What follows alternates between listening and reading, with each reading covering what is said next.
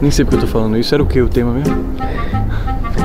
A gente ia falar sobre dinheiro e a dificuldade de precificar orçamentos. Precificar.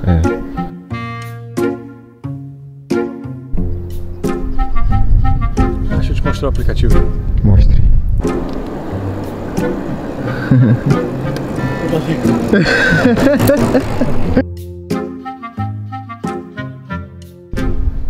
De como fazer orçamento? A Monique Eva, ele postou ontem.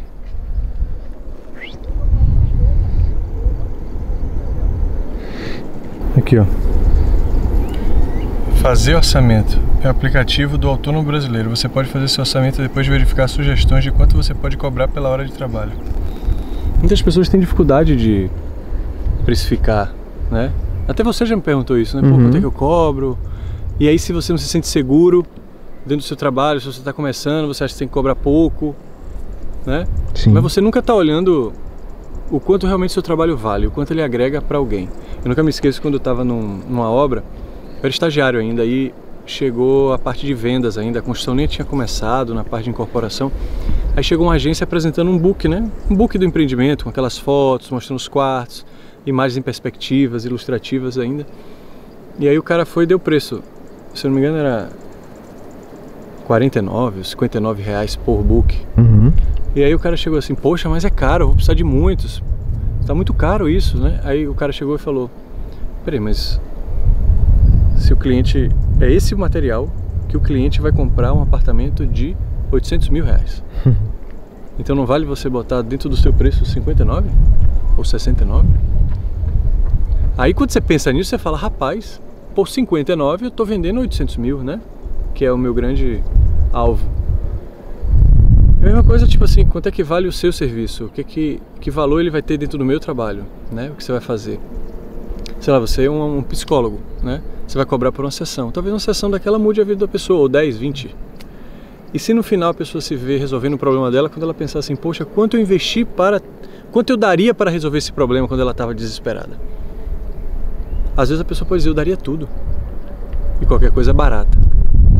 Mas se você vai na sua questão, por exemplo, eu vou falar uma coisa aqui que vai dar polêmica. Olha só. Pode falar? Pode. Outro dia eu falei aí num Reels, eu não sei se foi numa live. Ah, foi num Stories. Eu cheguei e falei que o funcionário público, né? Ele estava numa situação muito boa para ter uma segunda ou terceira renda porque ele não levava trabalho para casa. Na verdade, a maioria deles não leva. Eu ainda falei assim, ó, não é uma regra, tá? Mas o funcionário público, na maioria das vezes, ele chega em casa, depois de 5 horas, ele deleta o trabalho. Ele não para, não pega mais. Ele não tem que pensar em estoque, né? Em fluxo de caixa. Ele não tem que pensar em marketing, ele não tem que pensar em... Entendeu? Fazer reunião com sócio. Não tem isso que às vezes o empreendedor tem. E não é que um é melhor que o outro, são realidades diferentes. E aí veio um bocado de melindroso com o meu direct. Samir, você não sabe a realidade de trabalho de funcionário público. Eu levo muito trabalho para casa. Aí eu só respondi assim, ó, não é uma regra, como eu disse no vídeo, veja de novo. Mas a pessoa está tão identificada com o nome e a identidade de funcionário público e com o mito de que ele não trabalha, que ele só enrola, que eu mal falei o nome funcionário público, ele já estava ali tentando se defender. E aí você fica cego, você não vê mais nada. Eu vou falar aqui sobre duas profissões que não sabem cobrar. Isso é cultural, tem vergonha de cobrar. O brasileiro ele já tem vergonha do dinheiro, né? Tem várias sociedades que não tem isso. Por exemplo, a judaica ela é uma sociedade que ganhar dinheiro não é um problema. O dinheiro não é mal, ele não demonizou o capital. E isso é uma vantagem muito grande para a sociedade prosperar, né? A sociedade protestante fez isso, mas as culturas católicas, extremamente católicas, cristãs, elas não conseguiram desvincular isso da culpa, da riqueza. E aí você vai, eu atendo alguns arquitetos, eu já atendi psicólogos também, que têm uma grande dificuldade. Você chega para um arquiteto, é engraçado. Ele adora falar sobre o trabalho dele, ele sabe muito falar. Não, que eu faço isso, esse projeto aqui e tal, e eu fiz umas perspectivas aqui para te mostrar, isso aqui é uma tendência de piso, essa decoração. Fala, ok, adorei seu trabalho, mas quanto é que é? Não, veja bem, é 7, é 8, é 10, olha, veja só quanto é que você pode pagar, vamos vendo isso depois, vamos fazendo o projeto aqui, vamos começando, não se preocupe com isso não. Uma dificuldade enorme de falar quanto vale o seu trabalho, porque isso mexe com várias questões, e aí no final não tem prosperidade e não sabe por quê. Aí diz que o mercado está ruim, né? que o cliente já não paga tanto. Mas você parece que odeia o dinheiro, você quer distância dele. É igual quando você ganha um prêmio, sei lá, 50, 60 mil reais. A primeira coisa que você pensa é, como é que eu faço para não gastar esse dinheiro? Onde é que eu boto para ele não ir embora? Você não gosta do dinheiro. É só gasto, gasto, gasto, gasto. Tem gente que fala que quer prosperar para mim, quando você quer, ele fala, é porque eu não quero fazer conta, Samir. Eu quero viver minha vida sem precisar fazer conta. Ah, você quer ir para uma utopia, um mundo de País das Maravilhas. Você quer... Porque nem que você ganhe na cena, se você for um aloprado, isso dinheiro não vai ser suficiente para você. Porque você nunca vai ter noção se você tem ou não tem capacidade.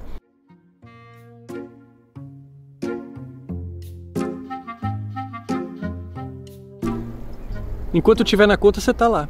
Como funcionário público, mais uma vez, tem a ideia de que aquilo vai ser para sempre. E de repente, se ele não prestar atenção, a inflação está comendo o salário dele, ele perde o poder de compra, mas o hábito dele de comprar, de consumir aquilo ali é o mesmo, ele não quer tirar. Quando ele vê, ele está no empréstimo consignado, pegando dinheiro ali, dinheiro aqui. Já existem muitos assim. Psicólogo. Você sabe disso. Sei. Chega na frente, a pessoa fala o problema. Não, que eu tô com problema, terminei meu casamento, né? Fulano de tal morreu, eu tô passando por um luto. A pessoa conta um bocado de lamúria e fala, ok, mas quanto é a sua consulta? Aí o psicólogo, levando tudo pro lado emocional, querendo ali resolver o negócio todo, e chega e fala a grande, clássica pergunta. Pode falar, se você acertar, eu vou pegar a câmera e vou botar que você que vai fazer o vídeo, e eu sei que você vai acertar, você vai ver. Vai, diga aí. A grande pergunta é, quanto você pode pagar? Quanto você pode pagar? Muito bem. Você tira a responsabilidade de você precificar o seu próprio trabalho e joga para o outro. Aí ele te dá um valor e você fica chateado às vezes porque ele não valorizou o seu trabalho, mas você terceirizou para ele. Ele não tá ele não sabe os cursos que você fez, ele não sabe o quanto você agrega de valor para alguém. Ele está interessado no bolso dele. Quanto realmente vale o seu trabalho? Quanto você gera de valor para aquele negócio? Uma coisa básica, você tem que saber. Ah, quanto é que o mercado cobra? O mercado cobra isso, ok, tem uma média ali. E se você tem diferencial, quanto custa esse diferencial? Eu lembro quando me ensinaram a precificar um atendimento que eu faço, falar, ó, a média é X, não cobre menos que isso, que é o valor do mercado. Ok, mas eu viajei quase 5 anos. Eu tenho um diferencial que talvez outras pessoas não tenham. Quanto é que vale esse diferencial? É o dobro do atendimento que dos outros? É 70%? Quanto é? É 100 reais a mais? 50? Mas existe o diferencial. E eu não posso simplesmente olhar pelo que, mas o mercado está cobrando, eu estou começando agora. Isso é uma escolha. Não necessariamente você precisa fazer isso. Eu não fiz isso, eu estava negando o meu diferencial, mas eu fiz ao contrário. Durante a minha formação eu atendi muita gente de graça, para eu me experimentar, para eu ver o quanto de valor eu agregava na vida de alguém. Eu lembro de eu fiz um atendimento para uma pessoa, uma menina ela era uma mãe, ela me mandava mensagem direto falando dos problemas dela, eu falei, eu vou te atender de graça. Ela tinha um filho que queria ser DJ e ela ali toda disciplinada com horário, acordando cedo, trabalhando duro, indo pro estado, o patrão dela, aí de repente o cara quer ser DJ, vira à noite, trabalha nos horários diferentes, ela vê aquela coisa toda diferente dela, empreendedor, uma coisa meio arriscada. Claro que a mãe vai entrar em choque e vai começar a dizer que isso não é bom para ele. E aí ela começou a brigar com ele, começou a se afastar dele porque não concordava. E eu cheguei para ela, eu lembro que eu disse assim, eu falei, mas vem cá, talvez ele na sua vida, você já parou para pensar que ele podia ser totalmente infeliz com a vida controlada, com a vida de rotina, com a vida sem dinamismo? E se no final você quer ver seu filho feliz, será que você não está somente projetando nele? Como era só um atendimento, eu comecei a devolver tudo que eu estava achando. Porque normalmente no processo eu deixo a pessoa descobrir com boas perguntas e tal. E ela falou, realmente, eu tô aqui muito egoísta, querendo que ele somente achando que a minha vida é a vida boa de se viver. E querendo fazer com que meu filho faça isso. E eu tô aqui manipulando ele, ela chegou a dizer isso, dizendo que isso vai fazer mal a ele por isso, pelo aquilo, que ele vai ter problema e tal. E no final não era. Eu perguntei pra ela, falei, eu tô começando, quanto é que você acha que vale um atendimento desse?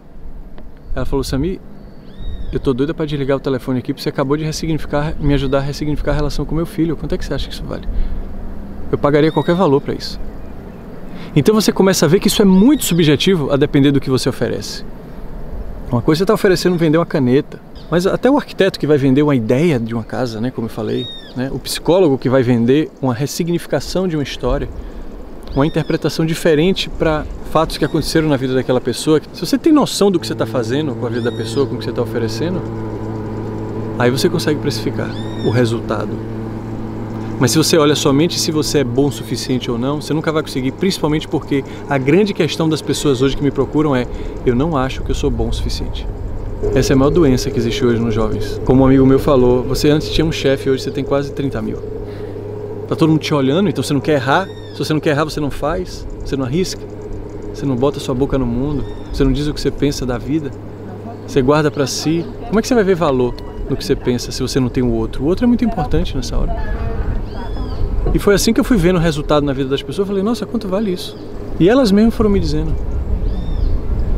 Tanto que tem um lema no produto digital que se você não sabe quanto lançar, por quanto lançar, lance a qualquer preço, porque o público te corrige. O público corrige o seu preço. Ele vai dizendo se está caro ou não pelo que você está entregando. Uma vez eu achei que estava cobrando caro para os bastidores.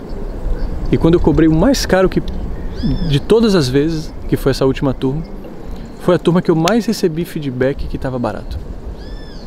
Que em menos de um mês e meio, pelas aulas iniciais, elas estavam dizendo ali: já pagou. Porque você também entrega mais quando você cobra mais. Só que você sempre está fazendo isso acima do valor. Porque você quer. Porque você começa a prestar atenção naquele cliente, você fala assim: o que ele está precisando, tudo que ele estiver precisando e tiver ao meu alcance, eu vou dar para ele. Tem gente que chega assim: ah, Samir, eu acho que eu achei meu propósito, mas eu tô pensando em mudar, por que isso? Pra mim, que eu até falei: você não tá pensando em mudar nada, cara. Você só não tá ganhando dinheiro com o que você gosta de fazer. Porque você acha que só pelo fato de você gostar, o dinheiro já não é tão importante. E a gente fica tentando separar as coisas e tá tudo unido. Não tem como você ter uma experiência material, você como ser espiritual aqui dentro, sem você passar pela energia mais densa que rege isso tudo, que é o dinheiro. Se você estiver negando isso, você está negando todas as circunstâncias. Se você tem vergonha de cobrar, você tem que se trabalhar. Talvez você não se conheça o suficiente para saber se você realmente quer fazer aquilo, se você realmente agrega valor nas pessoas. Se está te faltando segurança, você tem que olhar para dentro, não para fora. Não para o público, não para quanto estão pagando aí fora. Por isso que o trabalho é totalmente interno. Aí você, fazendo esse trabalho aqui, fazendo esse dever de casa, essa faxina íntima, aí você vai e deslancha. Seu braço tá doendo, velho. É o quê? Seu braço tá doendo, né? Eu só tô vendo ele trocando aqui assim. É isso. Deu pra tirar alguma coisa daí? Acho que deu, viu? Tomara que ajude alguém. Se ajudar uma pessoa já valeu. É isso.